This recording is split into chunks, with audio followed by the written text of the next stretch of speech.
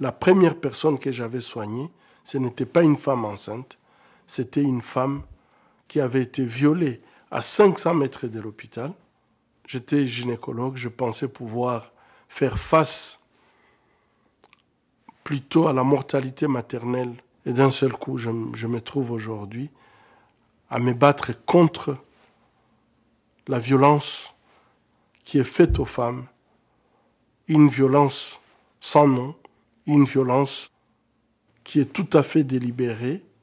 Mais lorsqu'on a commis le viol sur une femme, on la laisse en vie, mais les déshonneurs, la déstructuration familiale, cette destruction de la communauté, ça continue même après le viol. Et c'est ça, je crois, qui fait la différence de cette arme qui détruit les gens physiquement, mais psychologiquement, détruit la société et la communauté. C'est par la voie légale qu'elle va être reconnue comme victime par la société. Et donc, c'est par cette voie légale qu'elle ne va plus se sentir comme victime, mais une survivante. C'est une notion très importante. Lorsque vous les laissez comme ça, vous les abandonnez sans leur donner la possibilité de leur rendre justice, elles restent dans un état où elles croient qu'elles restent victimes. Mais nous voulons qu'elles aient cette force d'être vraiment de véritables survivantes qui savent leurs droits et qui demandent que justice soit faite.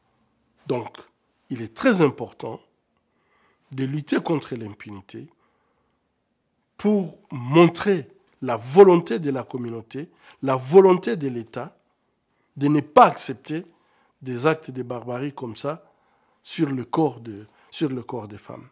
Et la technique que nous donne PHR pour collecter les données, les conserver, c'est une technique qui permet à ce qu'on soit efficace quand la victime demandera justice. Quand ça arrive à une femme, qu'est-ce qu'il faut faire? Quand ça arrive à un homme, qu'est-ce qu'il doit faire? Quand ça arrive à un enfant, qu'est-ce qu'il faut faire?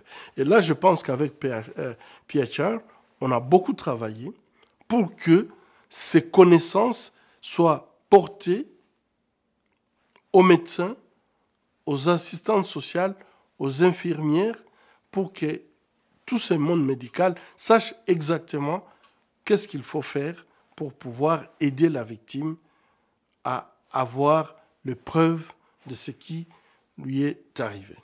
Et c'est dans ces cris qui nous a amenés à pouvoir rencontrer les responsables du monde, rencontrer les instances des Nations Unies, les parlements européens, les parlements, les Sénats américains.